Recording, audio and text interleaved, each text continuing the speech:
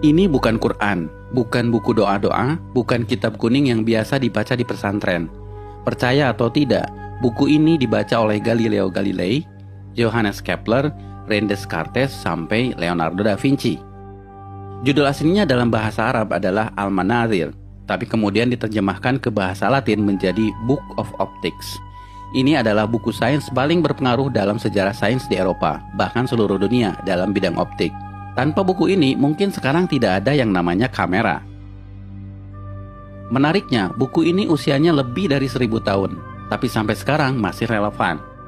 Amazing is that we, all around the world, we talk about Newton as being the father of optics, and yet here we are, 1,000 years ago. Siapa penulis buku ini? Orang Barat menyebutnya Al-Hazen, sebutan Latin untuk Al-Haytham. Ya, beliau adalah Ibnu Al-Haytham, seorang ilmuwan muslim di abad ke-11, di mana ketika itu Islam sedang dalam masa keemasannya. Orang Barat menyebutnya the Islamic Golden Age. Allow me to introduce Ibn Al-Haytham, a great scientist whose ideas led to the invention of the camera. You invented the camera? Mungkin bagi kalian, Ibnu Al-Haytham bukan siapa-siapa. Bahkan banyak muslim yang tidak kenal beliau. Tapi di Eropa, beliau sangat terkenal, disejajarkan dengan Galileo dan Newton, karena beliau adalah peletak dasar ilmu tentang cahaya. Sehingga Ibnu Al-Haytham disebut sebagai The Fathers of Optics. Karena itu pada tahun 2015, UNESCO pernah mengadakan perayaan The International Year of Light untuk mengenang 1000 tahun karya Al-Haytham.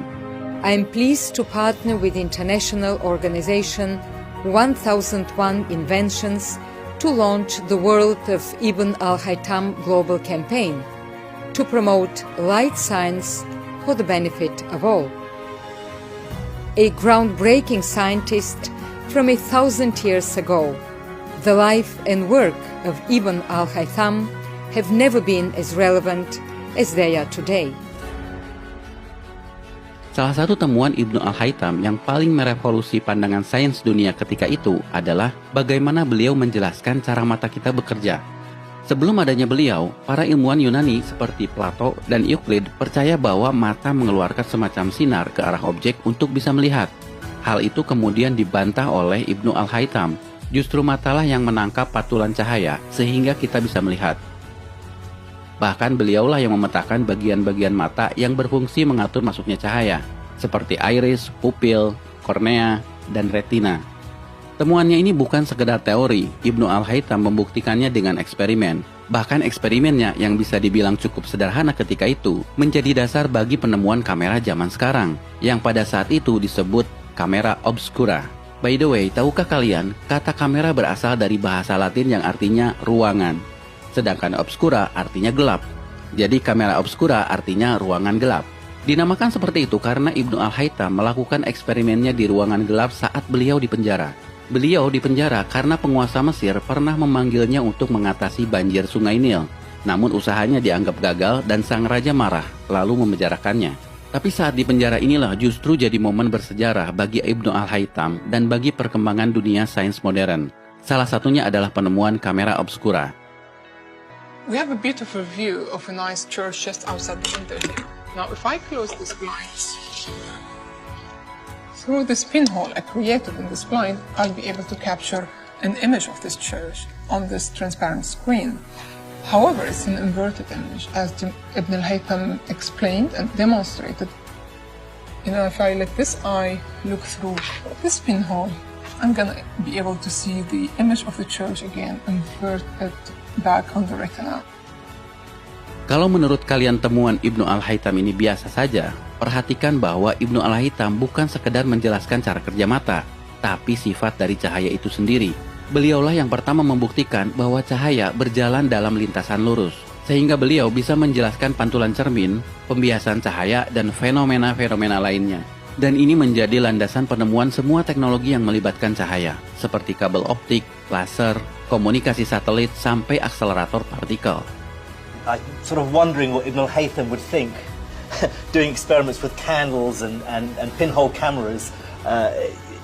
Well, he wouldn't even be able to imagine a world 1,000 years later. I think it's come a long way, but ultimately we're using exactly the same principles that he was thinking about back then. Itulah kenapa buku Al-Haytham ini menjadi sangat penting bagi perkembangan sains modern.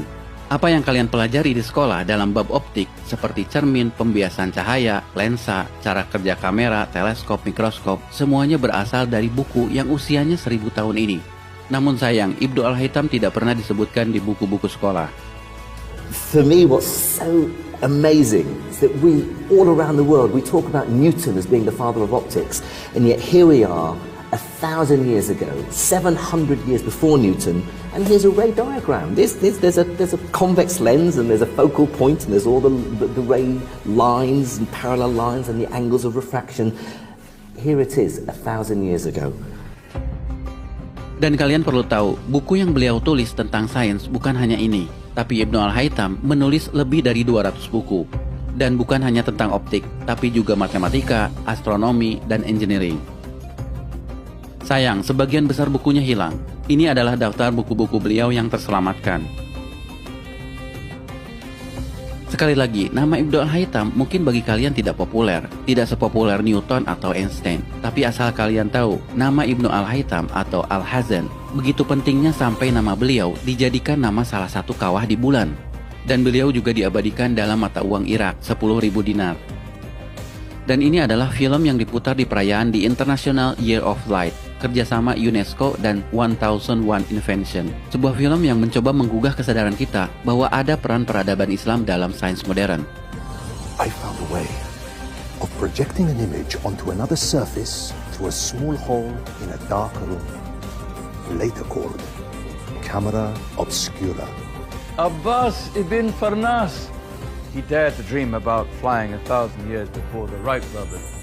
Nah guys, dalam momen Ramadan ini, mari kita merenung. Jika kalian seorang muslim, tidak melulu harus pandai dalam urusan agama. Ibnu Al-Haytham adalah contoh bahwa seorang muslim juga bisa berperan dalam kemajuan peradaban dunia dalam ilmu pengetahuan. Karyanya melampaui batas agama, batas negara, bahkan batas waktu. His book changed everything, and he's regarded by many as being the father of modern optics. In fact, I'd go further than that and say he was the greatest physicist in the 2,000-year span between Archimedes